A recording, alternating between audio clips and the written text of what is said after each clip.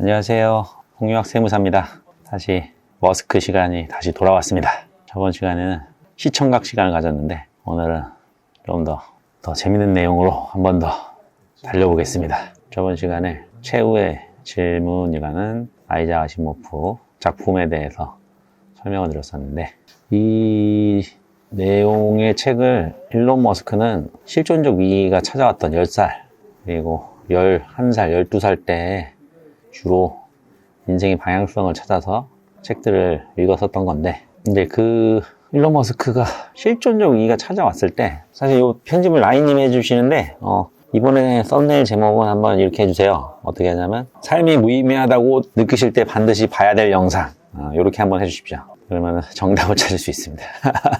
10살 때 이렇게 실존적 위기가 찾아왔다라는 내용이 나오는데, 실제 인터뷰에서 현재까지도 이런 얘기를 하고 있습니다. 어떤 얘기를 하고 있냐면, 인간이란 삶이 정말 아무런 의미가 없을지다 모른다는 생각에 그때 당시 10살 때쯤에 우울감이 크게 왔다고 합니다. 근데 이거에 대해서 어쨌든 삶의 방향성을 다시 한번 찾고 새로운 인생을 찾았기 때문에 지금까지의 일론 머스크가 존재할 수 있었겠죠. 그러면은 그거를 어떻게 해서 정답을 찾게 됐는지, 그리고 일론 머스크가, 일반인들은 세계를 만들 때 일론 머스크는 우주관을 만들었어요. 우주관.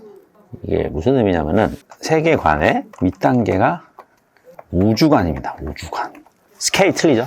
스케일이 틀리기 때문에 세상 그만큼 번다고 우주관을 가진 사람이 전 세계 돈을 다 버는 거로 저는 확신합니다. 그래서 실제 그 일론 머스크와 이 실존적 위기, 삶의 의미가 없을 때 내용을 대화를 나누었던 세계적인 심리학 교수가 있어요. 이 분은 조금 아셔야 되는 게 재밌는데, 이 조던 피터슨이라는 분인데, 조던 피터슨이 누구냐면은 이분은 토론토 대학교 심리학 교수고 심리학 분야에서 세계적인 석학을 통하시는 분이에요. 그래서 실제로 인터넷이나 유튜브나 이런 데서 검색을 해보시면은 이 조던 버튼 피터슨이라는 분은 되게 유명한 석학으로 계속 나옵니다. 그래서 이번에도 조던 피터슨과 일론 머스크의 대담 부분에서 일론 머스크가 대답했던, 자기가 삶의 의미를 다시 찾았을 수 있었던 내용이 나오는데, 그 영상을 한번 제가 반드시 또 보여드려야 돼서 한번 봐보시죠. 이거 아주 재밌는 내용이에요. 세계적인 석학 심리학자분이 같이 했던 내용이니까. 인생의 의미를 진지하게 고민해 본 적 있나요? 혹시 지금도 그 답을 찾지 못해 방황 중이신가요? 일론 머스크조차 한때 삶의 의미를 몰라 깊은 절망에 빠졌습니다. 그가 말했습니다. 인생은 의미가 없었다. 그러나 그 후 그의 삶을 완전히 바꾼 깨달음이 있었습니다. 오늘 그 답을 당신에게 전해드립니다. 당신이 몰랐던 삶의 진정한 의미를 이해하게 될 겁니다. 심리학자 조던 피터슨조차도 동의한 이 깨달음 절대 놓치지 마세요. When I was, I don't know, about 11 or 12 years old, I had somewhat of an existential crisis because there just didn't seem to be any meaning in the world, like no meaning to life. And I actually tried to read all the religious texts. At that age? Yes. Okay. I was a voracious reader as a kid. I obviously read the Bible, I read the Quran, the Torah, the various, but on the Hindu side, just trying to understand all these things. And obviously as a 12-year-old, you're not really going to understand these things super well, but I've just... You understood it well enough to have an existential crisis when you were 11 or 12. Yeah, I'm just trying That's to... a start. Does anyone have an answer that makes sense? And then I started getting into the philosophy books, and I read quite a bit of Schopenhauer, Nietzsche, and which is quite depressing to read as a kid. Yeah, I'd say that. That's depressing as an adult, but none of them really seem to have, to me, answers that resonated, at least to me.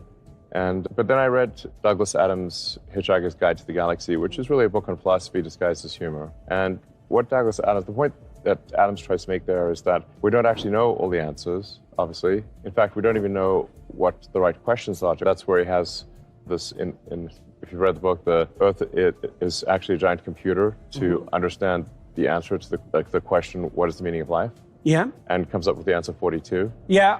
And people feel like, what does that mean? It says, you didn't understand the thing that's going to take a computer far more powerful than Earth is to understand what question to ask. That's simply the wrong question. So was that the key realization, that the question yeah, I would say was that was a fundamental turning point, yeah. Yeah, because that's it. So that's very interesting, because one of the things that you see constantly portrayed in hero myths across the world is that the adventure is the thing and that the search is the thing, rather than there being a final answer as absurd as 42 might be, right? The conclusive answer is something like deep engagement in the process. So I'll give you an example of that. So in the Sermon on the Mount's a very detailed set of instructions. Yeah. So there's 3 parts to it. The first is aim at the highest thing that you can possibly conceive of and keep modifying that so your aim gets better. Okay, so that's number 1. Number 2 is make the presumption that other people have the same intrinsic value as you do. We have to be careful about that one. Okay, let's discuss that. But what would you say? It's a recognition of the universalist value of everyone who's made in the image of God. It's something like that. But the third thing is, once you do those 2 things, you can concentrate on the moment. See, and that seems to be, even technically, you can think about this neuropsychologically. If you're looking for meaning is a form of incentive reward. And incentive reward is dopaminergically mediated.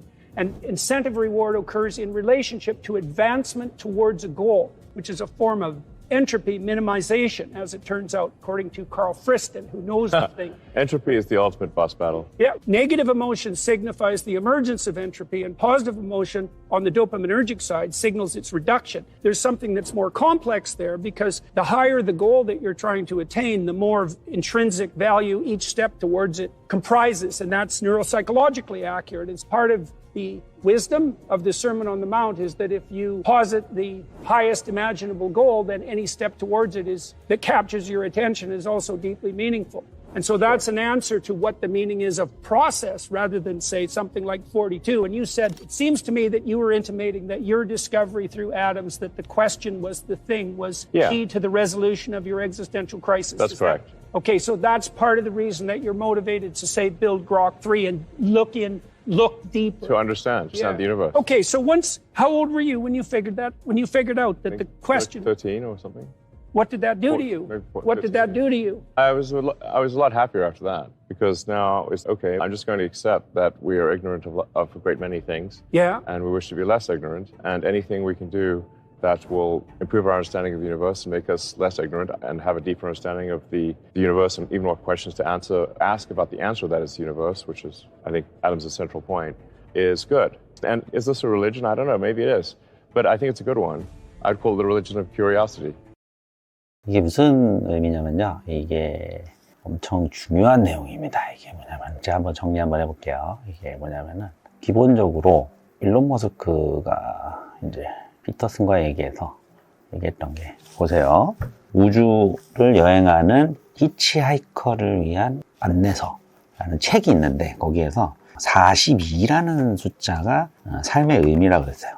삶의 의미가 42라는 숫자예요. 근데 이거에 대해서 무슨 의미냐고 이제 물어봤더니, 너희들은 아직 이해할 수 없다. 일단은 질문을 제대로 할 수 없다라고 표현했어요. 제대로 할 수 없다.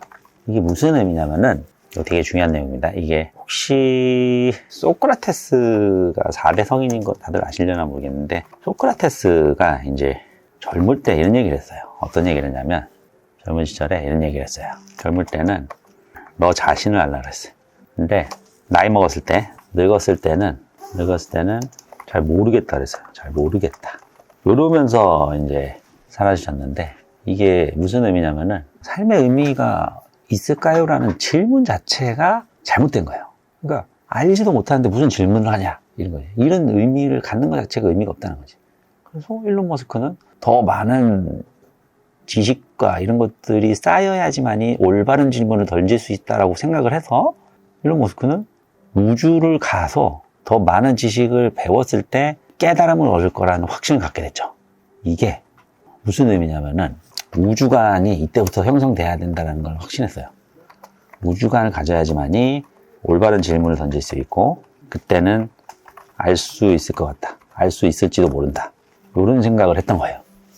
결론은 일론 머스크는 반드시 스페이스X를 이용해서 화성을 살아생전에 가야만 해요. 그런 결론이 단단해요. 이유는 뭐냐면, 그게 삶의 의미를 주는 정답을 찾아갈 수 있기 때문입니다. 결론은 일론 머스크는 테슬라가 과정일 뿐이에요. 과정일 뿐. 이 테슬라는 과정일 뿐이라는 게 무슨 의미냐면은, 삶의 의미가 우주에 있다고 믿어서 살게 된 사람이라니까요. 삶의 의미가 우주에 있어. 그럼 어떻게 되죠? 우주는 가야지 살아. 요런 결론에 다다르는 거예요.